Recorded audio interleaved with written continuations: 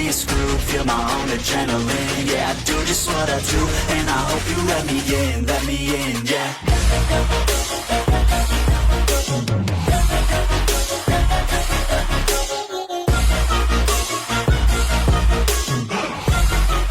Hello and welcome back, fellow anime lovers, to Cypherfics. I am delighted to have you join us once again in the world of fanfiction and fantasy. This is the second part of, What If Hazbin Hotel meets JoJo's Bizarre Adventure. Special note, this fanfic is written and a masterpiece of WriteAnon on FANFICTIONnet. Do check and support the author too. Now smash the like, share and subscribe button for more. Also press the bell icon so that you never miss such great parts. Thanks for the introduction. Now let's dive into the world. The wreckage of the B&S building was still smoldering when they arrived.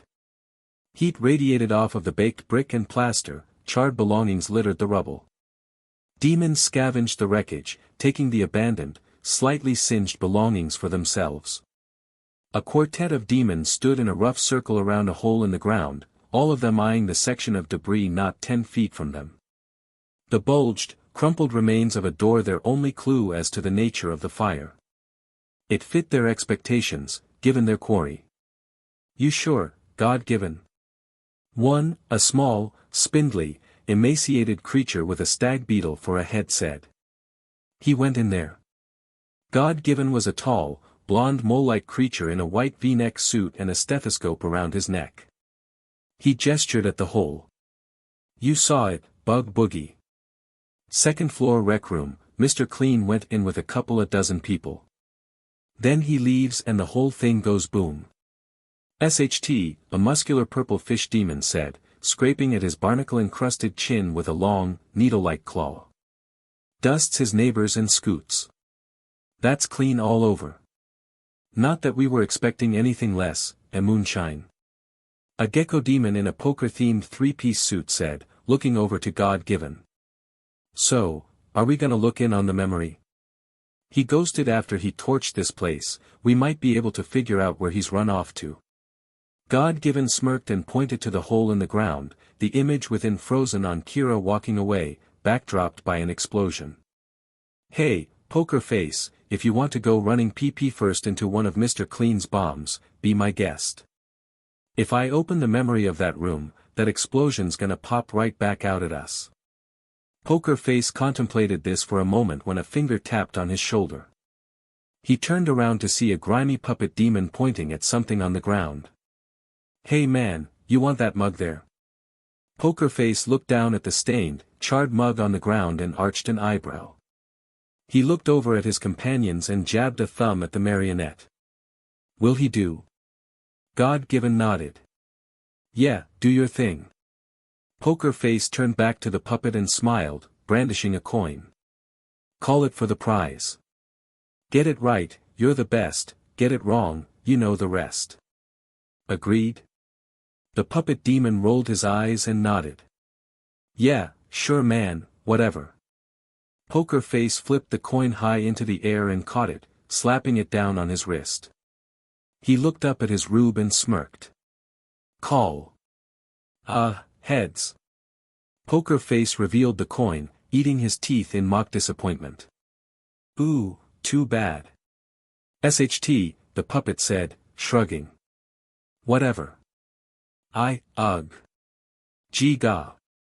The puppet demon paled and lurched forward, bending and flexing like putty. He shot backwards into Poker Face's wide, gecko hands. Poker Face hummed as he kneaded and pulled the mass in his hands, squeezing his palms together with a grunt. He opened his hands to reveal a small green poker chip in his palm.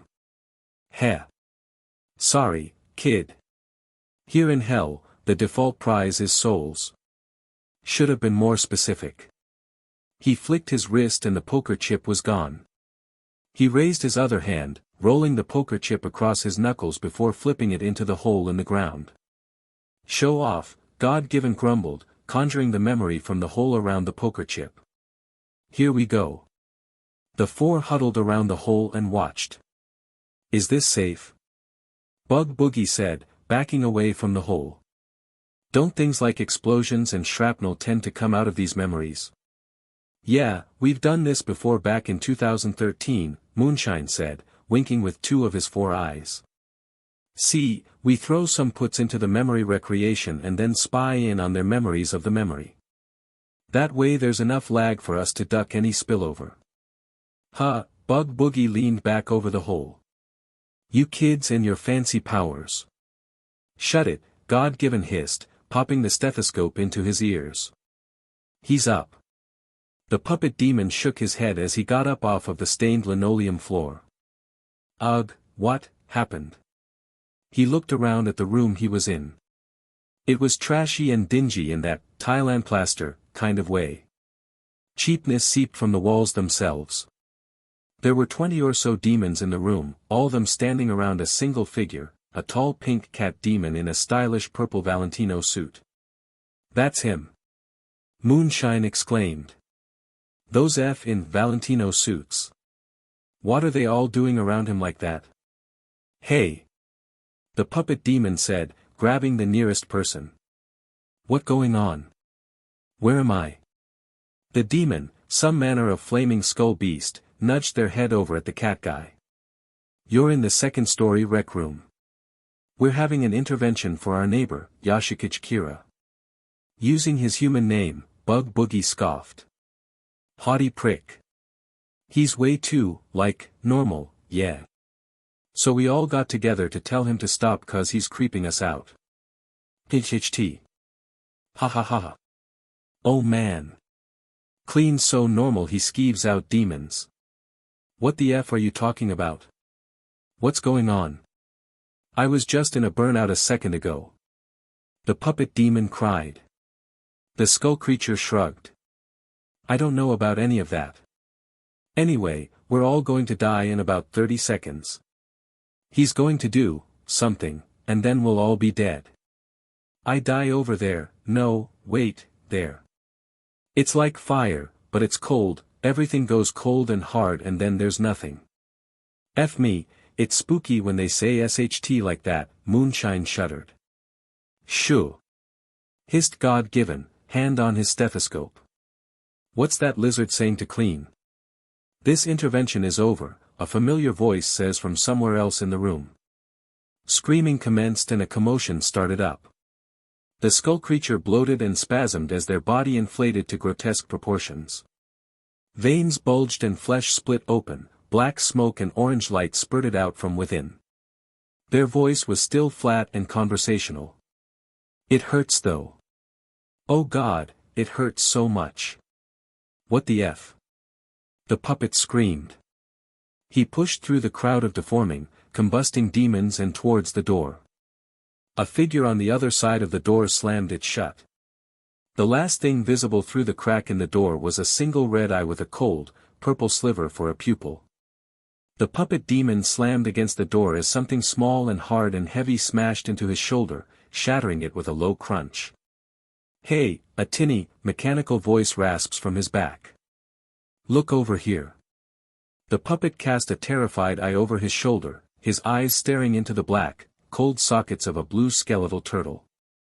A click sounded from its gaping, serrated beak. God-given shut off the memory just in time, with only a small sqr of fire and smoke blasting from the hole. Woof. Sheesh. Poker Face said, shielding his face with his arms. He sicked sheer heart attack on the poor BSTRDS. I know. Bug Boogie shuddered. That thing always creeped me the F out. Get anything useful out of that, God-given? Moonshine asked the mole demon as he got to his feet. Yeah, I got some good background with that one. God-given got to his feet. Mr. Clean up and went to the Happy Hotel. What, really? Moonshine scoffed. That stupid rehab place uptown? God-given nodded, hooking his stethoscope back around his neck. One of those idiots mentioned it to him and he seemed to consider it. Then he whipped out his turtle and cooked them all. Well, it's a lead, Poker Face said, kicking dirt into the smoldering hole. Guess that anonymous tip wasn't a prank. Which is worrying for all kinds of reasons, said God-given. But we'll figure that out later. Imagine, Mr. Clean of all people caring about redemption. Guy's a cold, hard-butt killer. He'd boil a baby alive if it benefited him in some way. You're wrong, God-given said. Clean's got it in his BLD, for sure, but he's always been torn between what he wants and what he needs. It makes sense for him to try and leave, if it means he can live quietly. Bug Boogie ate his teeth and rolled his eyes. Live quietly. I remember all that bull now. Hell ain't quiet, friend, get used to it. I never said it made sense. God-given moved to head back to road, to the limousine parked outside the gate. But it's all he ever wanted. It's true, he may have ghosted like he always does, killing everyone he's ever met. But I think if there's even a chance of getting out, he'll take it. I say we check it out. The other three followed after him, Moonshine pulling out ahead of the group. If that's the case, he's not gonna be too happy to see us. Was he ever? Kira sat next to Angel in a large room, empty save the three of them, hands crossed on his lap. Angel squirmed and fidgeted on the hard plastic folding chairs, muttering something to himself as he did. At the head of the room was Charlie, scribbling on a white dry erase board, muttering to herself. She turned around and peeked at them, smiled, and went back to scribbling. Psst, Angel whispered, leaning over to Kira. Wanna skip this hokum and go fool around? Kira turned his head, a slow and deliberate motion, to look at Angel. His stare was icy and long before turning back to the front of the room. Angel leaned over, tracing his jawline with one hand and giving his chest fluff a suggestive squeeze with two others, a coquettish smile on his face. Kira shifted his chair away from Angel in a pointed rebuke, the squeak of the chair legs on the hardwood echoed off the walls. Angel frowned and loosed an affronted gasp. All right. Charlie said, turning around from the board. It is my pleasure to invite you all to the Happy Hotel's very first Sinner group support session. All two of the attendees took a moment to scan the empty room for anyone else. Charlie stepped forward, hands clasped together. It is my hope that this will be the first step in my comprehensive sinner rehabilitation program. Here we will discuss the nature and causes of our sinful behavior and work towards overcoming and controlling our less than wonderful urges. Any questions? Yeah, I got one, Angel said, raising one hand and pointing another at Kira. Why am I in the same session as this psycho? I was just about to ask, Kira said, nodding. Surely I require different rehabilitation methods than this degenerate. Hey! Who are you calling a degenerate? Angel growled. The Gangster Pros DRG fiend, Kira said, his tone flat and dismissive. Also, actor. Angel opened his mouth to retort, paused for a moment, and relented. Right, okay, fair enough. But Chuck, should I even be in the same room as this sicko? Look at all these hands I got, I'm probably a goddamn smorgasbord to finger food over here. Oh, please, Kira scoffed, disgusted. You aren't remotely my type. I'm everyone's type. Angel snapped, extruding his third pair of arms. I could get you off with a different hand for every day of the effing week. What about Sunday? Kira said, repulsed but curious. Angel smiled and winked, his gold tooth glinting. Oh, I'd use my mouth for Sunday. Gotta reward myself for a good week's work, yeah.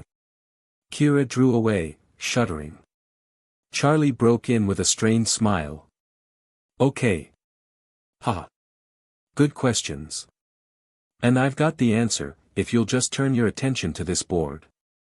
She stood primly before the whiteboard, and gestured at two circles, one with an S in it and the other with a B. After talking with some spiritual types and dead doctors and such, I've come up with a theory. You see, on Earth, you each had a soul that was confined to a body. That body was this complicated biological construct with all kinds of funny quirks and chemical foibles. I got a foible for ya, Angel muttered. Kira had his pen to paper. Shoo. Charlie continued. You see, the soul is a pliable thing, very responsive to stimulus and patterns. Over the course of your lives, your experiences combined with your body's structures and imprinted onto your souls in a way that made you who you are now. That's where the process comes in. On Earth, you were souls bound to bodies, but here in hell it's the other way around. Here, the soul is able to form a body to suit itself, hence why demons are unique, immortal and essentially indestructible. That's the same reason I think that similar rehab methods will work on different types of sinners. On Earth, we have to treat the body to get to the soul, but not here. You are both souls that carry the baggage of quirksome bodies, be it a predisposition to chemical dependence or some weird brain structures that cause murderous impulses. Point is, neither of those factors really exist anymore, physically. They're just carryovers from when they did, imprints on the goo that is your souls. Imprints, I think, that we can work out. Then why'd you give me withdrawal meds if I'm actually a junkie ghost in a bug suit? Angel said. The real question is, why did it work? Charlie countered. Did it work because you still have a brain and all the chemical stuff needed for all that medical this and that, or do you just think you do? Angel, demons don't make any biological or chemical sense. Those DRGs only work because you think they do. You're a soul first down here, and souls aren't physically addicted to all the DRGs. Ha, Angel muttered. Never considered that. And me? Kira said, leaning forward in his chair. You're saying that my impulses might be treatable like a DRG addiction. Exactly. Charlie said, pointing at Kira and then at a list on the board. From what you've told me, and what I've read up on the subject, the urge to kill for you is functionally a lot similar to addiction and withdrawal. You reported stress, anxiety, difficulty sleeping and concentrating, diarrhea, flop sweats, tremors. Kira raised his hand again. No diarrhea.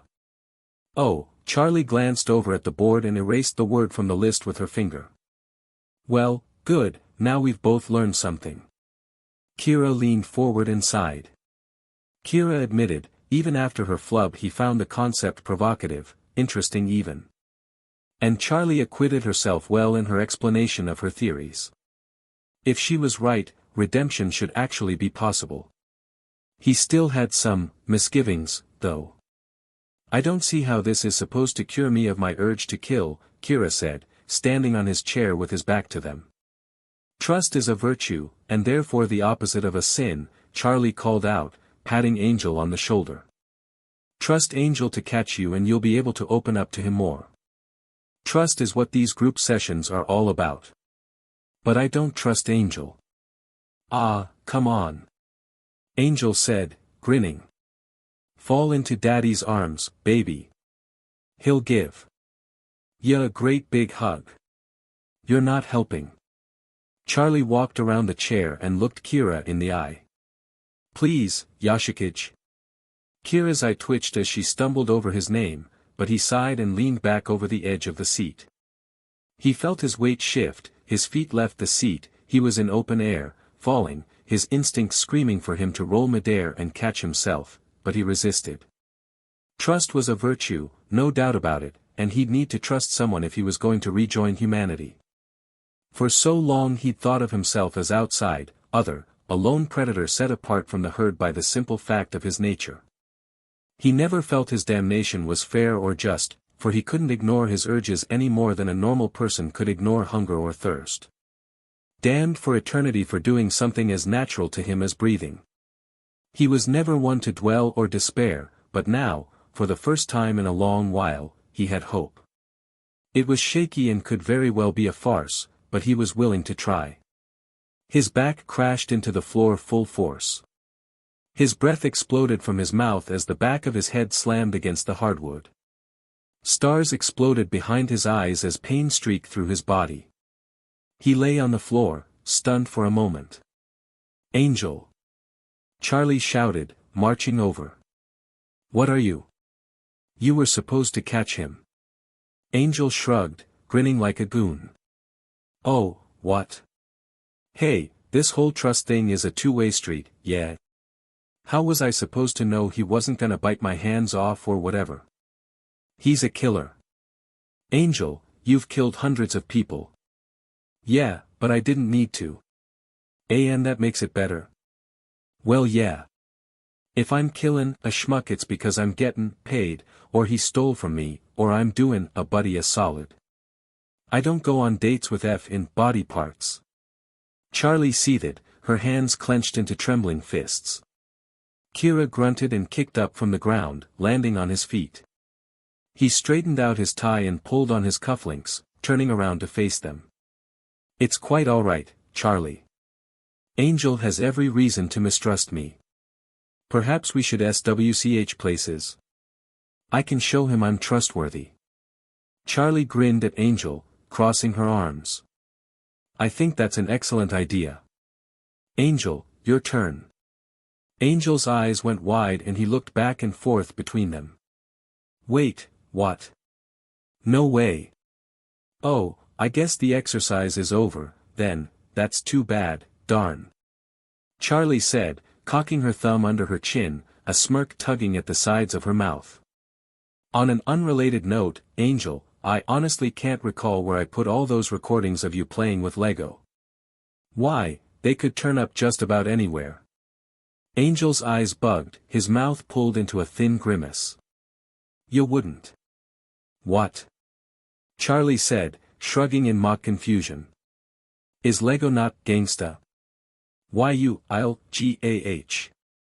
Angel sputtered, throwing his arms up. Fine.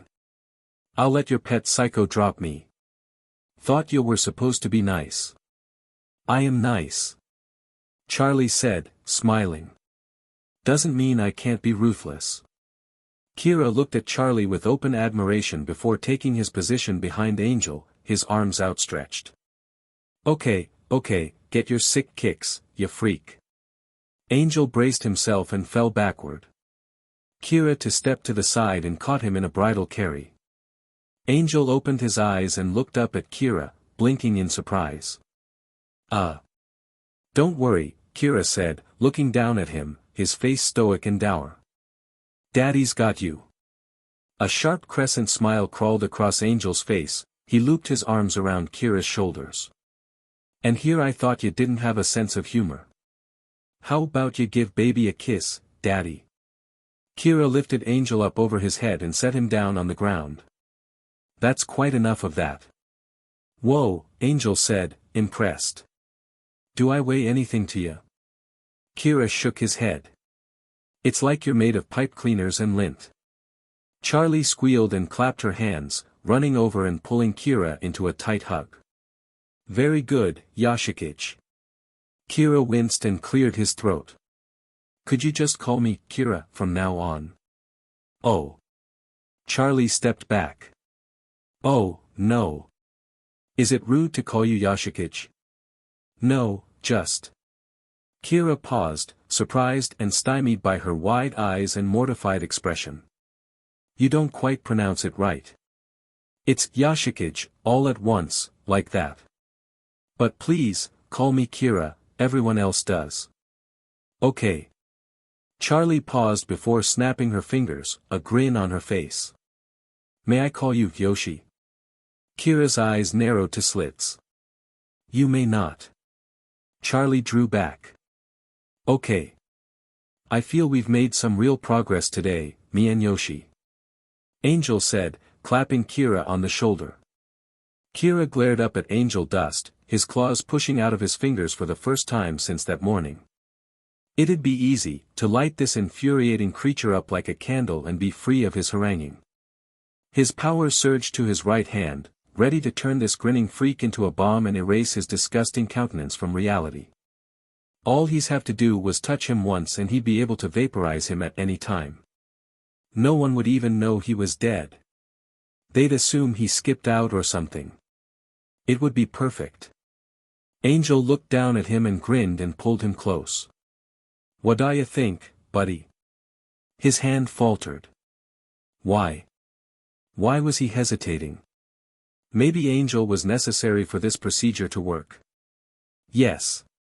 That's all it was.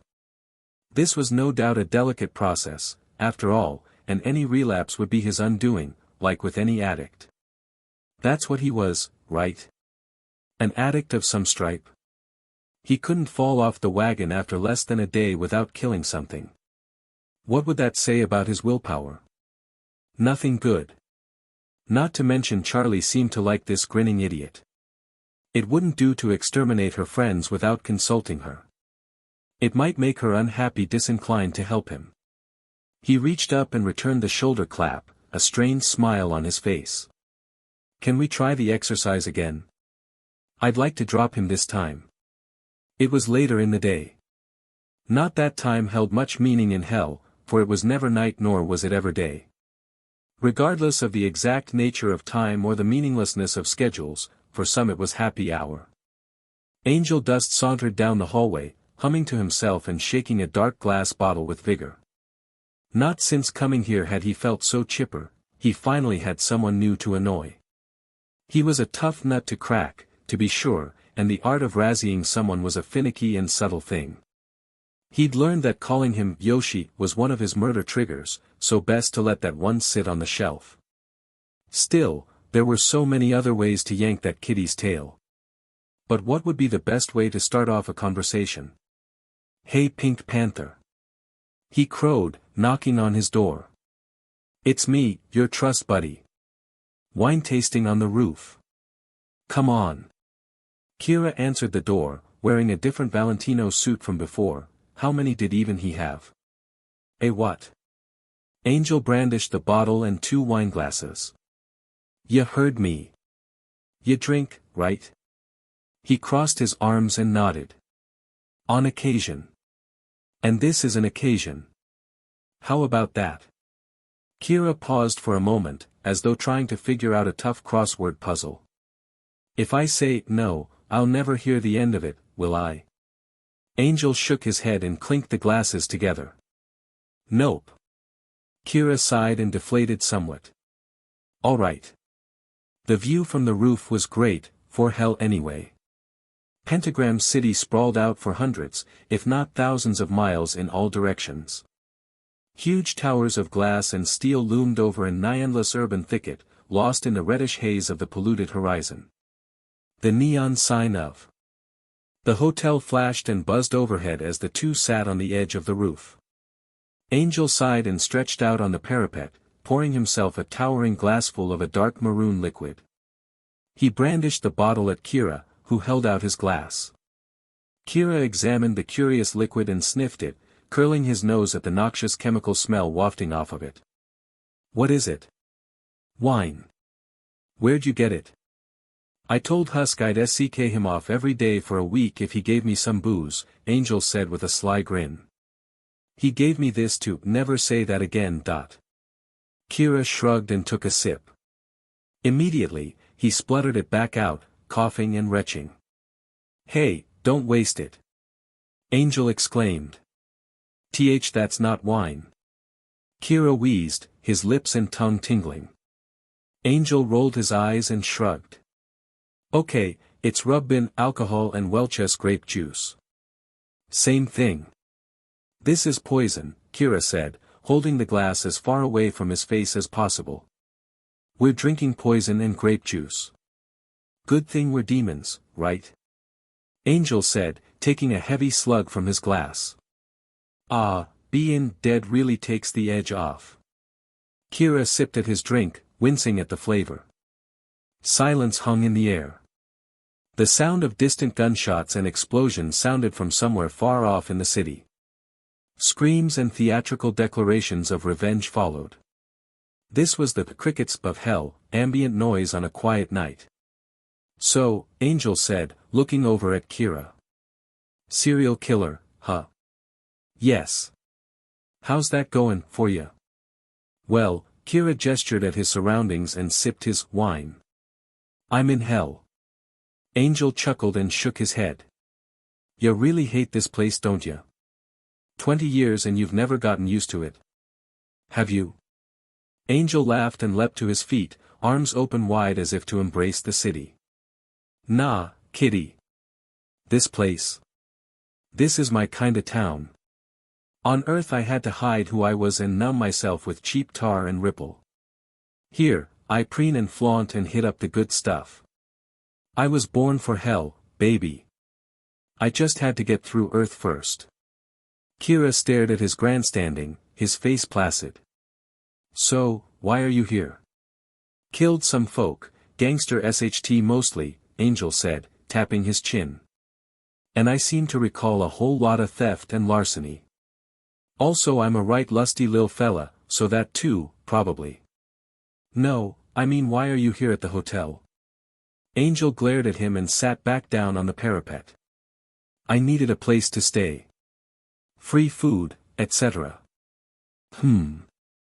Kira grunted and took a heavier hit from his glass. Angel rolled onto his back, looked over at Kira. So. 48 girls, huh? It ain't 50, but I guess it's pretty good. It's probably closer to 75 or 80, Kira sniffed, taking another sip. You know, collateral damage, parents, siblings, boyfriends, husbands, other assorted witnesses. It might be higher, I didn't really keep track of them because, well, you know. He waved his hand, wiggling his fingers.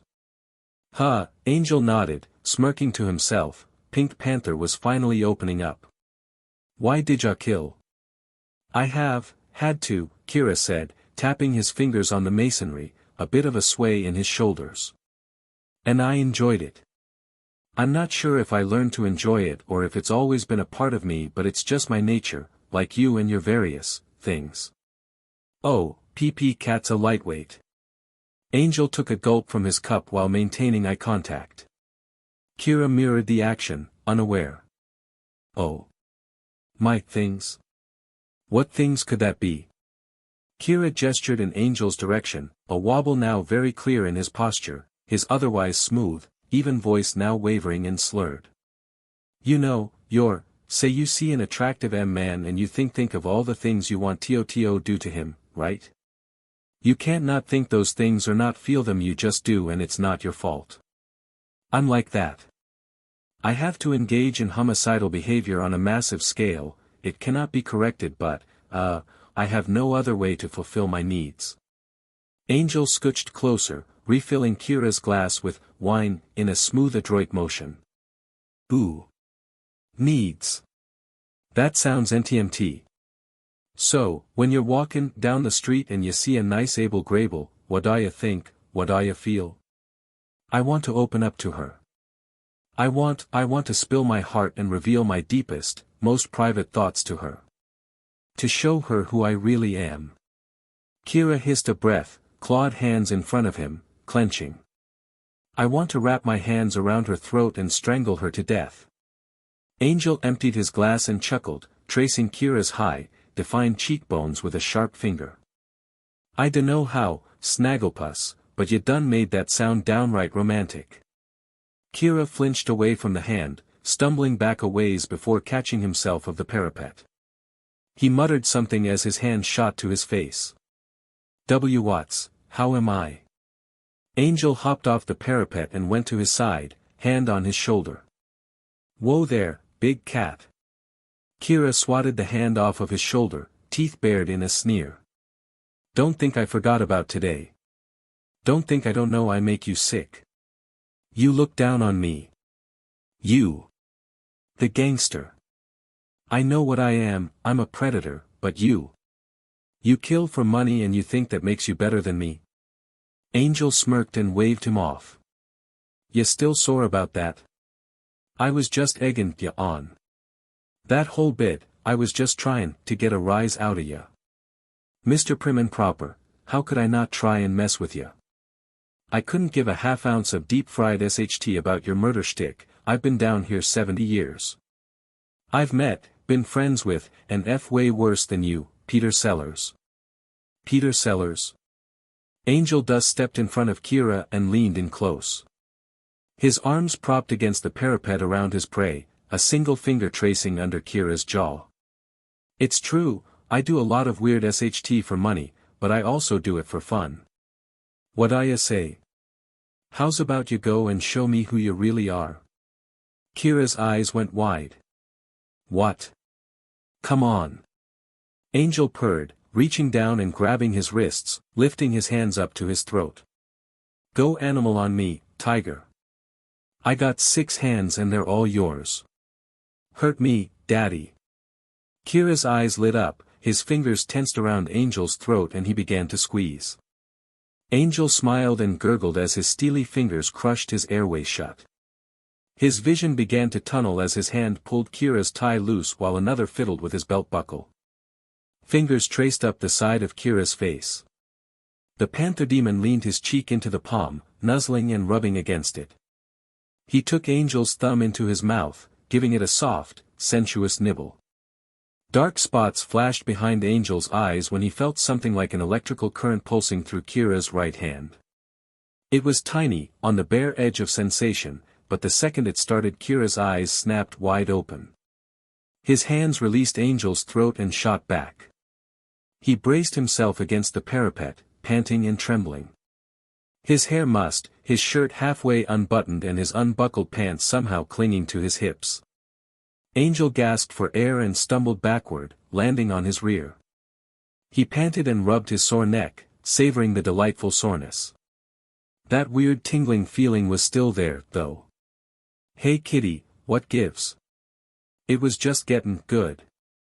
He looked up at Kira to see him staring at his right hand, his red eyes wide and blazing. He looked over at Angel, fangs bared, his hand curled into a strange kind of fist, his thumb cocked over his index finger like some kind of SWCH. Kira growled and shook his head and his hand went slack. At the same time the weird sensation on his neck evaporated. Kira hiked up his pants and stumbled off for the door, a harrowed look in his eyes. Hey! Angel called out after him. Where are you going? You gonna leave me with blue ball here? Kira grabbed the door handle and looked back over his shoulder. I'd rather not encourage a relapse. Good night. He hurried through the door and Angel tossed up his hands and scoffed. F me, I was this close. He looked down to his middle right hand, in it was Kira's tie. Angel shrugged and looped it around his neck and pulled it tight. Do whatcha can with whatcha go, JRK. Heh, oh yeah, harder. Charlie rolled around the janitor cart, looking for messes. One of the nice things about only having 2 customers was the easy cleanup. She turned the corner into the second-story rec room and saw Angel lounging on the couch in front of widescreen TV, eating a bowl of cereal. Charlie wiped off the counter and emptied the garbage can, eyeing the full set of billiard ball that had mysteriously reappeared on the pool table. I should probably boil those, in bleach. Hey, Angel. She said, leaning over the couch. How are you doing this morning? He looked up at her, spoon in his mouth. All right enough. Been sleepin' better.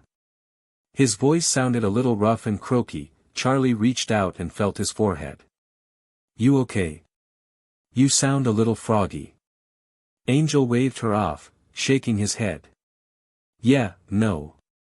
I think I'm shakin' something off. I think Kira might be a little under the weather, though. Didn't even answer when I knocked this morning. I was pretty choked up. Angel snickered and rubbed his throat, hand slipping under the skull and diamond pattern tie around his neck.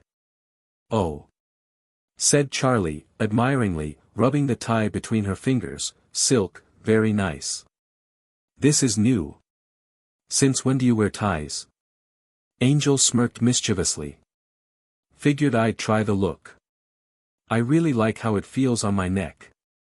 Besides, I think it brings out my tips. He reached up and adjusted his chest fluff, winking.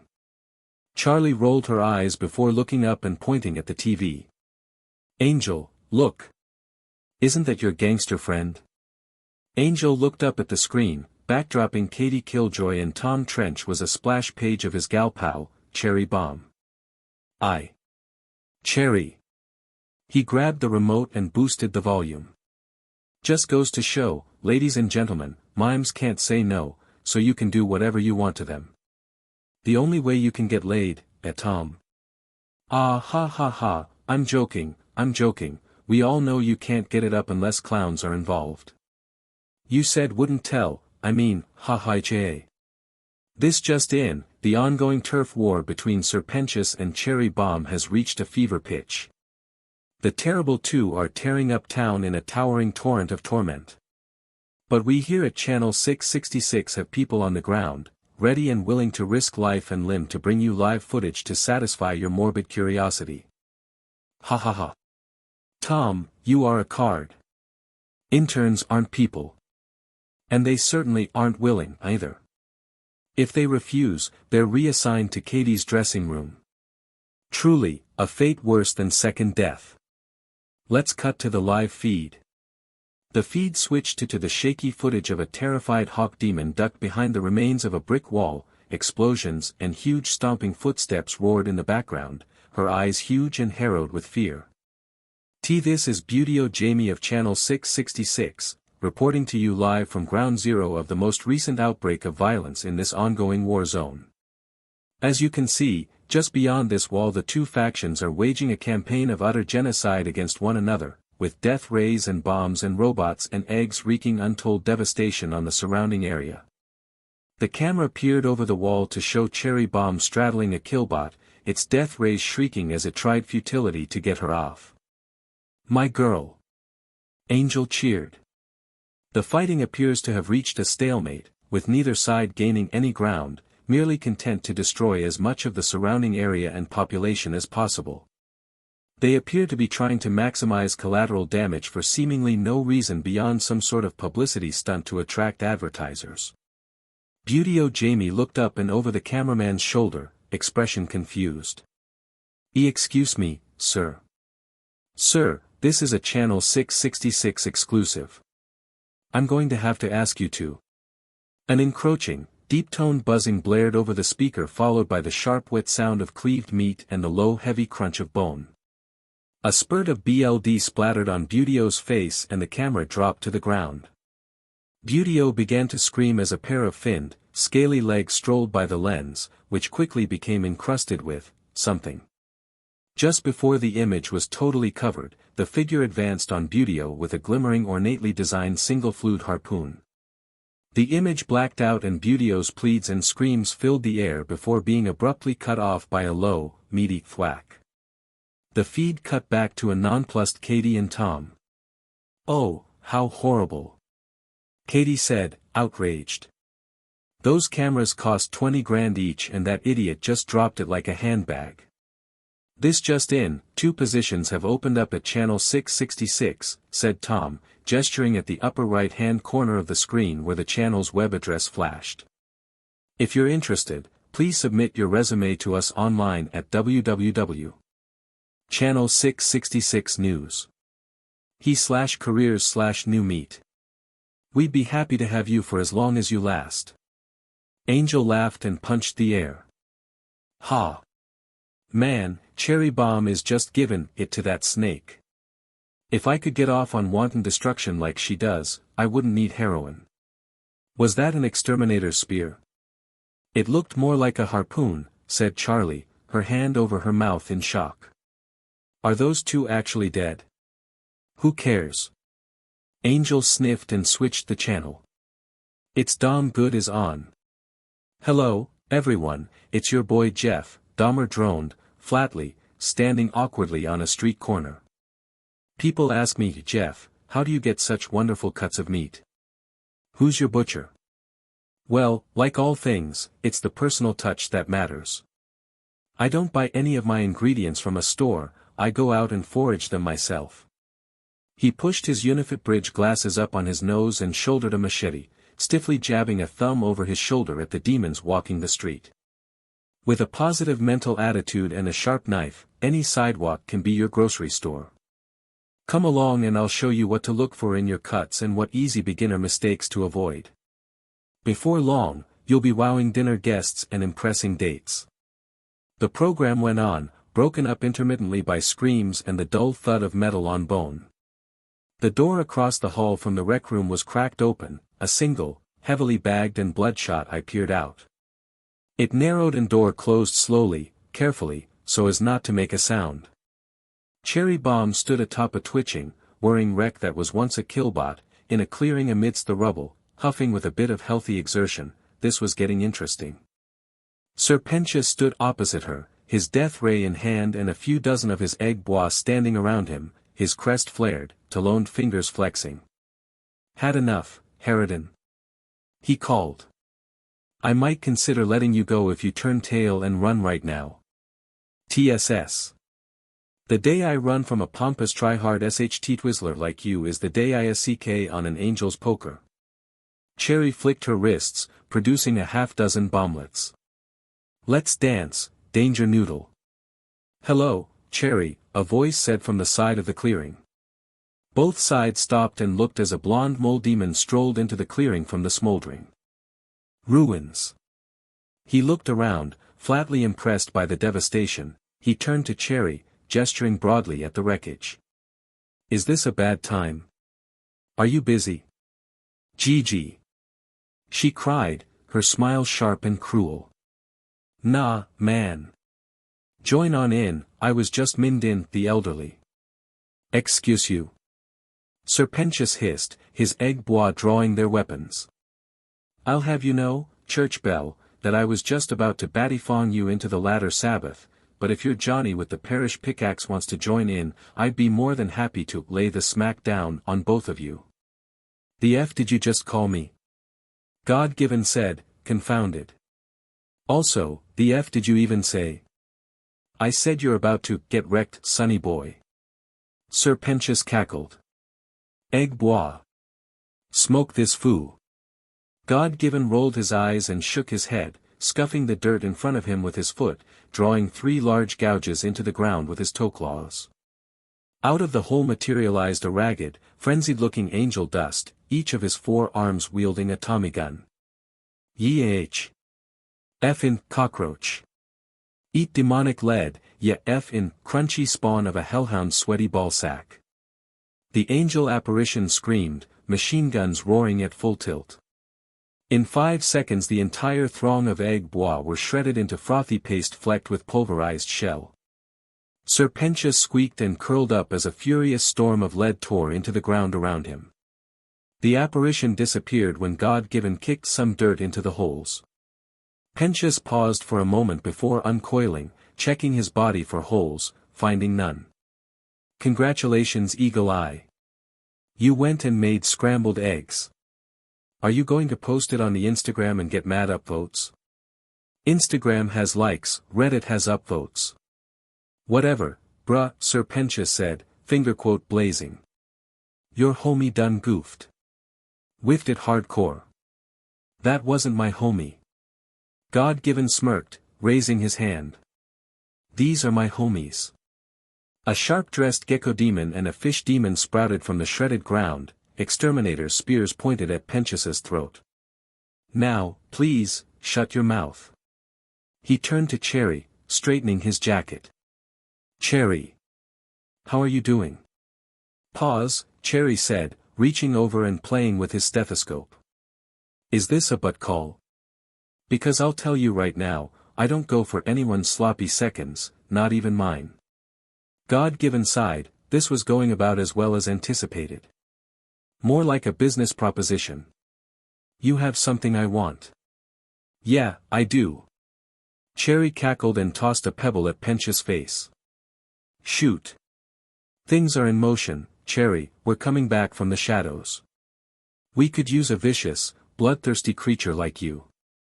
She strolled away from him and rolled her eye, her hand making a flapping gesture as he spoke. "ABUP. I thought I told you, I don't work for, with, or around anyone. I'm a force of nature, Gigi. Can't ask a hurricane to play nice with a holy diver's back in town." Cherry stopped dead in her tracks, her eye wide as her grin vanished. She turned around slowly, her voice low and quiet. "What?" God-given sniffed dismissively, moseying closer to her. "You got one ear, too." "Holy diver's dead," Cherry whispered, looking over her shoulder. "He got vaped by an exterminator back in 16. Everyone saw it." "No, he just hitched a ride with one." God-given examined his claws, making every effort to appear aloof. Had some business in the other place, didn't pan out, so now he's back here and he's got plans. Plans that involve you. Cherry saw his posturing and bristled. The little SHT was just as spunky and arrogant as ever, but she knew that underneath he was a bitter little boy with a grudge against everyone, convinced that he deserved the world bent over a barrel. Blame fate all you want, kid, it'll keep you so long as you grab your ankles and take it. Well, I'll tell you what I told him, then, sit. And spin. I don't take SHT, I don't take orders, and I sure as SHT don't take SHT orders. Now. She made a point to wink at Serpentius. Well, it was technically a blink, but his eyebrows arched up in acknowledgement. Fill in your holes, bury your bad memories, and make like the thought you are. What does that mean? Serpentius' tail swiped dirt into the disturbed ground, filling in the shallow pockmarks. The spear-wielding specters evaporated and Pentius drew his death ray and cackled. Begone, thought. What? God-given raised his arms to defend himself as the death ray bolt screamed through the air and exploded on contact, throwing a huge cloud of dust into the air. Serpentius cackled and pumped his fist. See. That SSS what happens to, huh? God-given stood at the center of a cloud of rapidly dispersing dust. His raised arms encased in thick slabs of a stony-looking substance, white and glowing from the heat of the ray. I had the situation in hand, moonshine. Yeah, that's what everyone says right up until they get shot, came gruff voice from behind Serpentius. Also, you're welcome. Serpentius began to turn around but a creaking, crackling sound drew his attention. He looked down at his death ray, it and the hand holding it were quickly being overtaken by thick slabs of rough, pointed structures, barnacles. He reached over to claw at the invading mass but his hand only got stuck as the barnacles grew overtop it like a scab. His hands and forearms became an immovable slab of living, twitching barnacles, the weight was too much and he toppled over onto his belly.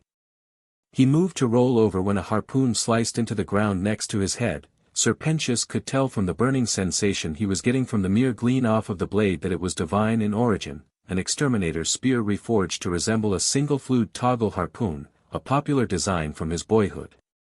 He looked up at the huge fish demon holding it, Moonshine, one of Holy Diver's top lieutenants. Good God! He's back. Holy Diver's back. That's right, Inchworm, Moonshine snarled. You sit tight, now. Moonshine. Cherry Bomb exclaimed, rushing over. You old chumbucket, I thought you were dead. Moonshine reached out and grasped her hand, the two of them moving through a smooth, flawless dap. Like a bad smell, I linger. How have you been, mon chéri? Oh, poppin', fools and wreckin' SHT. The usual. Cherry said, kicking Pentius's prone form. Been che win on this old bone for a bit. He's still got flavor. You're one of the best, sister, Moonshine chuckled, his smile fading as he leveled gaze at her. Now, back to business. You're a rock, man. Cherry jabbed a thumb at God-given. Tell me, is Donnie talkin' SHT? Donnie? Moonshine said, incredulously. I never should have told you that. Donnie said, outraged. Cherry cackled and shrugged. Hey, kid, pillow talks AB and so am I. Moonshine chuckled and shook his head. Yeah. Boss man's back and he's getting the band back together. He went out abroad and he's come back with some fancy new ideas. Abroad? Yeah. Alternate timelines and such. The whole thing's a great big headache. And he came back here. Well yeah, another voice said. Cherry turned to see a familiar gecko demon approach her. Where was he gonna go, Detroit? Poker face, said Cherry, snorting a laugh. Whole gang's gettin' together, huh? Ah, don't tell me that creepy bug face effer's still kickin'. Poker face nodded. Doing perimeter duty. Cherry Bomb sighed and turned back God-given. Alright, I know Daddy would never let you out without your backup dancers. What do you need? Sir Pentious grunted. And strained as he lifted the huge mass of barnacles off of the ground. What the hell is going on here? If Holy Diver is back, he'll have to face the fury of Sir. Cherry Bomb shook her head, her finger on his lips. Pentei, honey, the grown-ups are talking. He snapped at her and tried to speak some more when a patch of barnacles crept up and over his mouth. He mumbled some infuriated garble and collapsed back onto the ground. Think you could show me that trick, Shine? Are you ready to hear me out, now? God-given growled. Cherry Bomb shrugged and sat on Pentious's prone form, resting her chin on her hand. Yeah, shoot. God-given pressed his hands together and exhaled, exasperated. Alright. Holy Diver's getting his top lieutenants back together. He's going to move in and sweep everyone else aside like before, only there's one catch. 1, 2, 3, 4. Cherry counted. Legend has it Big Boss had 5 top fellas. God-given tapped his nose. Mr. Clean's been ghosting us for years. We just now figured out where he's at. Oh. Well, good for you. Cherry said, grabbing a handful of Sir Pentious's crest and tugging it. This is the part where you explain why I should care. We have reason to believe Clean's shacked up in the Happy Hotel, God-given said. Apple Daddy's backyard, said Moonshine. Poker Face stepped forward, springing cards back and forth between his hands. With the cute little apple seed there, too, no less. Don't mention Angel, don't mention Angel, don't mention Angel, Cherry nodded, these were reasonable concerns. And I can help because. We also have it on good authority that a close acquaintance of yours is camping out in that particular establishment. Get him to get clean out in the open, someplace public, so we can talk to him without him, you know, killing us. Cherry Bomb blinked in surprise. Donnie was an arrogant, entitled little bstrd, but he was also one of the most powerful demons she'd ever met. He was afraid of this Mr. Clean guy. Mr. Clean, Mr. Clean, Mr. Clean's magic eraser, she hummed the old jingle. Never met the guy, heard almost no one has and gabbed about it. He really that scary? Guy was a serial killer in life, a real monster. Does it for fun? God-given said, evenly. He's one of 2 things in all hell that can kill demons. No spear, no knives, nothing. He just needs to touch you and you're gone, and that's not even getting into his pet. You're DMN right, I'm afraid of the freak. I'd be even stupider than you think I am if I wasn't. Cherry whistled, impressed. Alright. I can see why Holy Diver wants that on his payroll. What's in it for me? A stake in the claim, God-given said, smirking.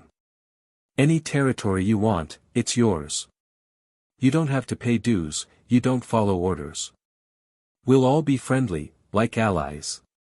You know what he's like, how it's going to be when he puts the screws to the posers that have been setting up shop since he's been gone. Holy Diver appreciates bloodlust, but he respects pragmatism. Get what you can while the getting's good.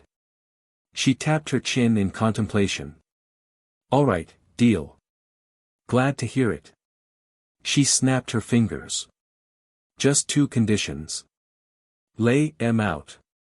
She held up one finger. 1, you don't hurt Angel. Done. And 2. She grinned widely, cruelly, her eye gleaming as she pointed at the snake demon under her rump. I get him. Holy Diver can get his snarl on everyone else, but this fop's mine. God-given smirked and shook his head, not sure if he should envy the poor idiot or not. Right, sure. Wiggly boy is all yours. Sir Pentious loosed a muffled roar and reared up, bucking Cherry off his back. His tail swung over his shoulder and pressed a little tab on his lapel with a beep. A moment later and a huge armored warbot thudded down into the clearing from the sky. The transparent dome atop its shoulders opened and an articulated metallic claw shot down, shattering the barnacles on Sir Pentious's arms with a strike. He reached up and peeled the patch off his mouth, wincing as it stung. Stop treating me like a joke, damn it. I am Sir Pentious. Genius. Inventor. The future king of hell. The claw grabbed him by the scruff and hoisted him into the air, plopping him into the cockpit. The warbot flexed and weapons of every stripe sprang out on mechanical arms. Get yeeted on. What do you see in him? God-given grumbled. Cherry shrugged. Dude's like a dork-shaped stress ball. Lots of fun to squeeze. The warbot stomped towards them when a low-pitched buzz drew closer, and closer, and closer until a small black shape thudded into its armored back, punching through the metal like a hot knife through butter. The mech shuddered and jittered as the thing smashed about inside, large dents punching out of its chassis as sparks poured from the gaps in the armor. It slumped forward as its systems failed, a pair of razor-sharp mandibles sprung out through the chest plate, slowly wrenching and tearing a hole in the armor with the low groan of rending metal. The small black thing burst out of the mecha's chest and streaked into the air before slamming into the transparent canopy. Sir Pentious flinched at the impact and looked up. What appeared to be a huge stag beetle was clinging to the plexiglass, its mouthpart sticking into the transparent substance. You're just spare parts, ain't ya bud? It flexed its jaws and the canopy shattered. Sir Pentious was flung screaming from the cockpit an instant later, landing HRD on the ground at Poker Face's feet. He sputtered and groaned, looking up at the smirking gecko demon. Hey, Snake Boy, said Poker Face. The game. What? You lose. Sir Pentious blinked in confusion for a moment before his face lit up. Oh. Oh. I understood that reference. Damn it. Gwawa. He turned pale and boneless, flying up into Poker Face's hands. A pull and a squeeze later and Poker Face tossed the chip over his shoulder at Cherry Bomb, who snatched it out of the air. Heh heh heh. She chuckled, flipping the chip in the air. You're comin' home with me, Sir Edgelord. I got a Bo Peep outfit with your name on it. Send pics, Moonshine cackled. Bug Boogie's headless body walked up to them, his head hovering before setting down on his shoulders. All these years and that's the first time I've seen that work. Poker Face snickered. All these years, he was only one stupid enough to play along. So, you can get us Angel and he can get us clean. God-given said, offering his hand to Cherry. Cherry eyed him up for a moment before taking it. Yeah. You just want to talk to the guy, right? That's right. Sit on your phone, I'll be in touch. Kira lay in his bed, curtains drawn, the room was dark. He felt abominable, his head throbbed, like his brain was trying to push its way out from behind his eyes. Nausea came in waves, pulsing and throbbing with his heartbeat, he even felt as though his liver was swollen to the size of a beach ball. Charlie's soul-over-body theory was being strongly tested. That said, he felt exultant. Only now could he see how out of control he was, how strongly that noxious mixture had affected him. The things he had said, confessing to his collateral killings, divulging his drives, even feeling that familiar heady rush of hot BLD as fingers caressed his cheek, a warm, moving thumb in his mouth, and the feeling of a neck between his hands as he squeezed. The fact that it was a man he was expressing himself to seemed secondary at the time. He was frenzied, wanton, his urge to kill burned like it hadn't in years. The bomb was set, the SWCH primed, and the target was deplorable and uncouth, his type. And then he stopped himself. He was practically an animal and he had, from the murky depths of passion and alcohol, reached out and grabbed a hold of himself, reined himself in, and left. For the first time in a long time, he felt in control of his urge and not simply well-equipped to manage it. His impulse had reached its peak, its strongest, and he had wrestled it into SBMSN. He was in control. He was going to vomit. Kira burst from his bed and into the adjoining bathroom, just barely making it to the toilet before retching into it. A few coughs and spasms and he lifted his head from the bowl. He rolled over onto his rear and lay on the ground, savoring the cold floor on his body. Disgraceful as it was, he couldn't wrest himself from the soothing chill of the marble, even with his newfound willpower, and instead rolled over and pressed his face into it. Moonshine was still alive. He accepted this fact with little surprise. The old fish was a tough sort, resourceful. Bug Boogie was with him, too, if the death of that camera operator was any indication. Kira wondered how the rest of the old gang was doing, what they were doing, if they were even alive. Ever since their boss had died, Kira hadn't had anything else to do with the gangland scene, just the way he liked it. He had been Holy Diver's hitman of choice, his go-to cleaner, and personal accountant. That last part had been his favorite role, as he didn't have to fight or murder anyone. Murder was a funny subject for Kira. He found it flatly amusing that all it took was a lack of agency to transform his treasured hobby into work and drudgery. He loved to kill on his own terms, nothing else gave him greater joy, but being told to kill, being coerced into it, made all the gratification dry up and blow away in the wind like so much ash and smoke. He dreaded the day some buffoon with delusions of grandeur and memories of Holy Diver's reign, of his utter domination, would come and track him down. His neighbors had come close, they had seen his normalcy and deduced wrongness. One of those cretins would have blabbed at a bar or strpclb, said the wrong thing to right set of ears, and then they would be upon him. He took some satisfaction in knowing his last kill would be a group of loathsome garbage. He felt like loathsome garbage. Maybe this is what regret feels like. If it was, he would have dropped this whole redemption crusade right then and there. There was a knock at the door. Kira groaned. It was probably Angel looking for a continuation of last night's venture, and while not opposed to exploring the extent of his self-control, there was always the risk of relapse. Also, maybe, he'd rather not risk killing Angel. There was something compelling about the degenerate's acceptance of his murderous nature. Honestly, this whole place had a similar atmosphere. There wasn't any of the encouragement or enabling he had experienced in Holy Diver's company, but rather a sort of acceptance. Acceptance without approval. It was a strange feeling. Alien. The door opened, suggesting someone with a key, meaning. Mr. Kira. Angel told me you were feeling a little off today. Thought I'd peek in and say hello. Mr. Kira. He grit his teeth and willed himself to his feet, hobbling out of the bathroom. There was Charlie, standing in the doorway with a dinner tray, hot soup and a glass of something cold and sweet. Her inquisitive expression dropped like a stone, a look of shock and concern replacing it like a pulled shutter. Kira. She started forward before looking down at the tray, placing it on a nearby nightstand. He almost made it to his bed before she was upon him, grabbing his arm and helping him to the bedside. He waved her off. I'm quite all right. Just a little under the weather. She helped him down, sitting beside him as he slumped over atop himself. I brought soup.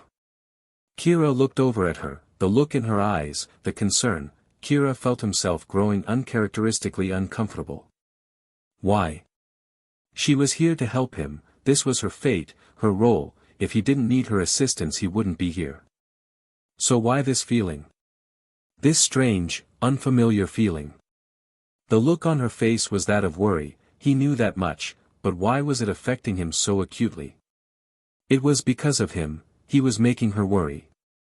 Charlie should be cheerful and happy, she should be smiling, but she wasn't. Because of him. He was worrying her. This revelation filled him with anxiety. Why? She was worried and concerned, and something in him found this change in her demeanor unacceptable. Something in him demanded that this situation be corrected immediately. That's very thoughtful of you, said Kira, smilingly weakly. Thank you. You just rest up and get better, said Charlie, helping him down onto the bed, pulling the covers over his legs. Need anything? Don't. Kira thought, no, raged to himself. Don't. Not her. Don't. You can't. Could you? He looked up at her hopefully. Rub my cheek. It would make me feel so much better. Charlie paused for a second, the worried crease in her brow replaced by a vibrant smile. Of course. Her hand. Her appealing, perfect hand cupped his face, her delicate fingers coursed through his fur, her small, gentle palm cupped his jaw as she stroked the side of his head, brow to jaw. He surged with joy, his heart thundered as his face flushed. He sighed and nuzzled into her hand, his instinct was to grab her wrist and lap at her fingers, to pull them into his mouth and suckle, to feel their perfection on his tongue, tasting them, knowing them. To pull her onto the bed and throttle the life out of. Something happened that he didn't expect, something that he couldn't have anticipated, revulsion. The thought of pulling her down, of eating her perfect, divine digits, of doing anything to spoil that smile, anything that would worry her, filled him with a bone-deep wretched disgust. Not any kind of disgust he was familiar with either, it was an inward manifestation of loathing, towards himself. He reached up and cupped his hand over hers, sighing wistfully as he delicately pushed it away. "Thank you so much. You're an angel." "Well, half," she said, blushing slightly, before pressing her palm over his forehead. "You don't feel too warm. Just a stomach bug." "Must be." She rubbed his cheek again and smiled warmly, standing up. "Well, if you need anything, don't hesitate to ask." "I'm sure I'll feel better by dinner," he said, smirking weakly. "I might even make dinner. Don't get my hopes up," she said, chuckling. "I love razzle and dazzle, and they try their best, but they chew on tin cans, so not much of a palate." She tapped her elegant, pointed nose. "You said it, not me. I'll try to feel better by dinner time," he croaked, pulling the blanket over him. "As a thank you." Charlie giggled and excused herself, careful to turn off the light and leave without making too much noise. Kira lay curled up in his bed, not sure what to make of these new feelings of self-loathing. So alright folks, that's all for today. Stay tuned for part 3. Do subscribe, like and share for more such videos. Also check out the story and author WriteAnon on FANFICTIONnet. Press the bell icon to be notified first on release. See you in the next video. Till then, goodbye.